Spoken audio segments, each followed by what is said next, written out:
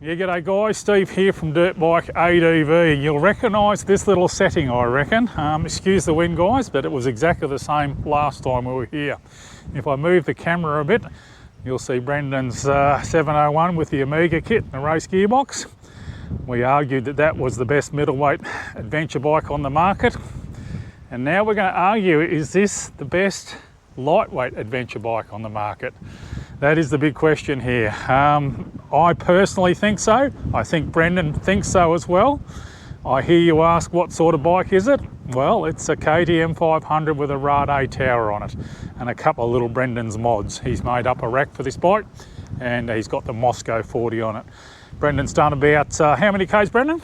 This one, like 12,000 or something? 12,000 kilometres, and it's just due for its first top-end rebuild, so it's going quite well.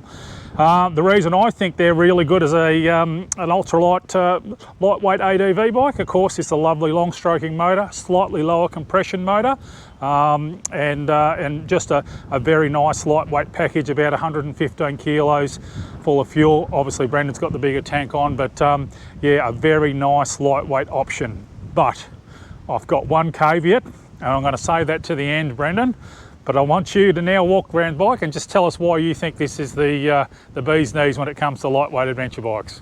Well, it's like all adventure bikes. There's no perfect answer for all situations. So, but if you're going somewhere rougher, that it's more technical, or you want to go high country or steep stuff, you just can't beat going lighter. And that, I think, unfortunately, is a lesson that's hard for people to learn, is that 200 kilo bikes and rough going makes for hard work, and you either got to be very skilled or very brave. Both. Yeah, but if you, less is more. And outside of cruising down the highway, if you're going down the rougher end of the scale, you can't beat going lighter. And I speak from experience here, because the 701's classified as a lightweight. But if you're in the high country and you're in somewhere a bit snotty, you've got to be reasonably skilled to keep it going. Now, I've got the ability to do that, but I'm also aware of my limits too. But I can go the same places on this a lot easier and a lot safer. So that's for somebody to take on for their own risk and their own needs. But the 500 will tootle along the road. By sure, it's not a twin cylinder. It's not even a 701 when it comes to going along the road, but it will do it. The Rade kit allows you to go along in reasonable comfort. If you gear it right, and depending on what wheels you've got it set up for, it'll do the job. But if you're just touring down highways and gravel roads, it's not really the thing for you. But if you want to go down Billy Goats, or up Billy Goats, or down Hern Spur, up Hern Spur, or tackle river crossings with big boulders in it. Simpson. Yeah, Simpson Desert, it'll do that, but so will that. So it's about the compromise that suits you. So, 100% agree. It's just where you want your compromise. No, that's all very good. So they, as you say, they are a proper adventure bike, not a touring bike, not a middleweight touring bike. They are a proper adventure bike, and as far as I'm concerned, the 500 EXC is the market leader by a fair margin. There's nothing that comes close to it. I'll argue with the 701s and the 690s compared to the AJPs and maybe the older DR 650s, but you know, they're all much of a muchness. But gee, when it comes to the 500, it's hard to beat, isn't it? Yeah, and the proof's in the pudding. We did our annual enduro bike ride, and I did all the recce and map work for it. And out of that, I went up from Tom Grogan to Pinnabar 3 times on this, and twice with bags on it. Yep. So just to give you an idea of the versatility that you've got. Now, the condition of that has really deteriorated. It's really hard now, but the same journey on the 701 now, I'm thinking, no, it's not what I want to do. If I'm forced into it, yeah, I'll have a go, but it's not for everyone. I'm just realising, just trying to specify where my limits are. And even just in recent times too, you just know when you go in the rough stuff. I went with Steve last weekend. The 701 can do it, but it takes more concentration, it takes more effort, and there is more risk, and you can do it. Whereas this, it's just no brainer. I just go anywhere, point and shoot. Yep. So you would have taken the 500, but it needed a service or something done to it, didn't it? Had a couple of things. No, it's just come back, and it it had all its gear taken off it, and I don't know whether you want to talk about why this bike exists. Now, as you know, there's no such thing as one bike doing everything. Correct. Yeah, you got to draw your compromise if you've got one machine, but I've got the luxury I can have multiple bikes. And this was my enduro bike, so single trail, you know, going over logs, hard stuff. And it's not a new bike, by the way. It's 8 years old. Yep. I've had this since 2016 November. Yep. So it's a 2017 500 EXC. But what transpired out of this, I've got two sons that do adventure bike riding, and ordinarily they get around on their KTM 300s and things. But when we're going together and we're doing adventure bike riding, it was easier for me to convert my 500 to an adventure bike. And my young bloke typically rides it. He's done more kilometres on this adventure bike riding than I have. Colin has he? Yeah, right. So he's been around the Little Desert, the Murray Sunset. Yep. So yeah, and Big Desert around there. I typically take the 701, and the other young bloke, he takes the DR400, which is the jack of all trades, master of none. Yeah, correct. Yeah. They are a brilliant bike. Yeah. So the 400, when I say the 400, the DRZ 400 is the jack of all trades. Yep. It does everything, but it doesn't do it particularly well. Doesn't do anything very well, but it does everything. Great. But it does everything. Yeah. As a compromise, better than most, and I think most people underrate them for what they are. And certainly one with a 6-speed gearbox, they're very hard to beat. Like if such a thing ever existed. Whereas I agree with that. the downside of the 500 is obviously service intervals. Yep. But you can manage that. If we're going for a long trip, we just prepared for an oil change mid trip. Yep. And but other than that, it'll just do it. You can cruise along. If you get stuck on the highway all day sitting on 110, it'll just do it. Yeah. Correct. No, beautiful. That's good. A good analogy, and like you say, when you go with Colin and with your two sons, you go, 701 yourself, Colin, and Riley on the 400. You know, you guys have got a good setup there and a good range of bikes. So you've got a good little quiver of bikes there, Brendan. Right, let's have a look around this 500. What have you done to it? Obviously, straight up, I can see the Moscow 40s on the back there, and you've got two sets of those Moscow 40s. We've got the newer model on the 701. Is that right? I've actually got 3 sets of Moscow 40s. 3 sets of Moscow 40s. Yeah, one of them's your old one. Yeah, that's right. That's on the DR, but. Yeah, the 40s, most people find them a bit small. Yep. But what it forces you to do, it forces you to pack right, travel right. I agree, You can't fit it in a 40, you're carrying too much stuff. That's it. The new 40s can actually carry a little bit more. I'd actually call them Moscow 50s. Yep. Yeah, right up. They've got the bigger pockets underneath them. Yep. They're made a bit different. So, and it depends what you're mounting them to. Yep. Yeah. Certainly on the 500s, the 350s that we're riding on the last weekend, you're right, you can't go bigger than a Moscow 40, otherwise you're just overloading the subframe, and really they're not designed for it. So yeah, I agree. Jobson had a 40 and he's gone to an 80. Yep. They will carry an 80. Yep. But you got to remember the subframe of these ends here. Yep. So here lies the challenge of a lightweight enduro bike. You've got to be kind to the subframe. Now, what's not so visible under this is there's a subframe here, rack that I've built. I built this myself. So that goes up and that connects onto the main frame. Yep. And it actually acts as a strut. So it actually, you can see it in there. Yep. Bolts through the guard, but there's a member that goes through to the back of the subframe. So it acts as a strut on the rear subframe. Yep. So it strengthens it as well as gives you something to tie to. I'll walk around the back here. So the thing to remember about these things, you can make them heavy, you can make them bulletproof, but they become heavier. So it's a compromise. It's not designed to be bulletproof. It will bend and you will break it, but you can bend it back. Yep. But you're not carrying it all the way. It's just designed to hold the 40. Yep. That's a nice setup. Nice setup. One feature I've had put on this is, you notice the anti-straps thing here? Yep.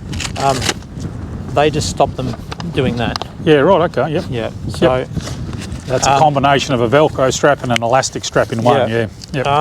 Velcro and elastic works well. Yep. So you do learn how to use Moscows. They seem a little bit overcomplicated for what they are, but for what they are, they do the business. But in here, there's a tent and a chair, a sleeping bag, and there's a jet boil. Yep. And clothes and things on this side. But I also carry a backpack too. I always keep my food in the backpack. and just trying to keep the weight off the bike. Yep. Yeah, but that's up to the individual what you do. Cool, cool. So Moscow 40, you've got a custom built rack. You can see the rack down there. Yeah. I noticed there's something different about the seat as well. Seat concept seat. Yep. Yeah, horses for courses. It is better than the stock one. I must have a reasonable backside on me. I don't mind the stock one either, but Yeah. it is better. Yeah, the other thing I've done too is in the front here, there's no strap in the front of the bag. Oh, yep. That's actually a steel strap that hooks around the internal thing. Oh, right, okay. So you won't, yeah, right. like I see so many of them broken. Burning off on exhaust and that sort of thing, yeah. So you won't burn that. Yep. You'll tear the things out of the bag first. Yep. And certainly Colin has given that a test. Yeah, right. There is a witness to a certain cartwheel through on a sand dune. That's right. I would have liked to have seen that. Yeah, but so would I. But yeah, Yep. but there was a witness. Yeah. How many litres is the tank? What brand? IMS tank. Yep. So they vary a bit depending on the year of the 500s, but yeah, so 17 IMS tank. So 17 litres, which is good for 330. Yeah, right. Around that, you're good for solid 300. Yeah, right. There is a chip in this bike which fuels it a little bit higher to help it run a bit cooler in the sand. Yep. I've forgotten the name of the guy from Queensland that doesn't. Anyway, it'll come to me later. You can tell me later and I'll put it up on the screen. Yep. Yep. Is that the standard headlight for the KTM? No, this is a Rade front end. Yep. And they're good. Yep. The quality of them and the ease of install is a lot better. Like compared to that is a nightmare to work on. There you go, yep. This is a pleasure to work on. Yeah, yep. I 100% agree. That Yep. tower I had on the 690 was absolutely brilliant, yeah. I don't think the fairings on the side are actually necessary. Yep. But they're there and we'll leave them there until we break them. As you can see, there's a few cracks and there's a few battle scars on it. Yep, it's done a bit of work, yep. So the bike had has some adventures. The bike has been used and abused and has been crashed. So it's not a show pony by any stretch. Another feature on this is it's got oversized brakes on it. Yep, so just the discs themselves? Yeah, just the oversized discs. All they do is move the caliper out. Oh, yep. And an oversized disc, front and rear. Yep, that's a good idea. These are notorious for boiling back brakes on these. Yep. But even these, I can boil these if I want to. Yep. Certain tracks, Conways going down there, Mount Sarah track. Yep. Yeah, dropping down into Burgoynes. If I'm not careful, I'll boil both ends. Yeah, right. So, yeah, there's just not the capacity in there. Even when it's not loaded, I can do it. Yeah, okay. If I'm happily going down there at pace, Yep. yeah, I can boil them. Yep. Engine's completely stock. The suspension's not stock. Yep. The front end's got TTX Öhlins inserts in it. They were originally 4CS, and I could never get 4CSs to work for me. A lot of people were the same in that era, era of bikes. So these set up and serviced properly are great. Yep. And the rear's just been valved and the spring rate to match it, but I have ran a reasonable spring rate in them because I used to be a lot heavier than what I am now. Yeah, you'll notice that here, ladies and gentlemen. Someone might have lost 45 kilos. So I'll drop him an image from when we reviewed the 701. And yeah, someone might have lost, got to a better place in their life and lost 45 kilos. So yeah, the spring rate might be a bit stiff now, mate. So what I noticed about that, since I lost the weight, if I strip this down to enduro bike mode, yeah, it is firm. Yep. But it's got the capacity, you can go at warp speed on it and launch it and land it. And you feel it is a bit oversprung and it is a bit of a handful in the really, really tight stuff. Yep. But that said, once you put a tank of fuel in it and a load of gear on the back, it's not too bad. Yeah. So I've left it how it is. Yep. Now, the initial stroke is good. It still holds its plushness over the rocks. Yep. The downside is it sits up in the stroke a little bit. Yeah, I noticed it sitting on it. It's quite tall. So it's quite tall to get on and off of. Yep. And so that translates if you're struggling for a bit of thing in a snotty river. Yep. It's just that little bit tall. Yep. So same thing. It's not bad enough for me to warrant changing the spring rate. And even if I set the sag at the right level, it just lacks that little bit of response. Yep. But at the same time, I was on an enduro ride with this the other day with a tank load of fuel, and I was happily following two fast guys down a hill, out near Corryong, and having quite a good time because I could fairly well launch off the erosion banks on it. It's one of the criticisms. I mean, the 690 was the same, fairly firm suspension. It was a 2018 model. It was that era where they weren't quite getting their suspension right. I found it harsh. Conversely, the AJP is quite soft.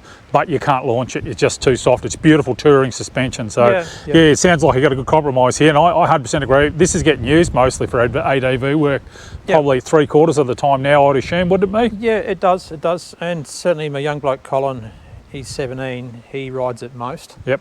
But I have enjoyed my time on it. Yeah. It certainly made me appreciate that if I was building a new adventure bike, Yep. I'd probably lean towards a lightweight because I like doing that work. Yep. Cool. And it would be probably a KTM or maybe a CRF. Yep. Yep. The only other thing I really noticed is it's got some radiator guards, but other than that, as you say, a little bit of a remap on the engine and the engine stock. Yep. It's the stock radiators, bigger brakes. So it's got the steering damper on it. Oh right, yes, it has too. That's right, yeah. And the Rade kit comes with the allowance for the steering damper. That's correct, they do. Yeah. So I just put it on there, and it is nice in the sand to dial it up a bit. Yep. And when you're belting along sandy roads, especially a full tank, settle it down. You don't need 2 Garmins on this, just that I've got them. I've got a fleet of them. Yep. So I use one as a trip meter and one as a map, just to fold up mirrors. Yep. Other than that, there's nothing really fancy going on up the front here. You can see the Olin's tops there in the suspension. They look mint, don't they? Yeah. Are they real gold? They must be because they're that expensive. They cost, yeah. They weren't new. I just bought them second hand and just valved them. Yep. I put a key on it just to give some security for if you have to leave it somewhere. Yep. You're paying for fuel. And the other thing it does, it turns off the power for charging things. There's a power supply on the side there. Yep. I've had issues with them. They don't always play nicely, and they can leave you with a flat battery in the morning, and there's not a lot of battery in these things. The 701 will probably survive it. This won't.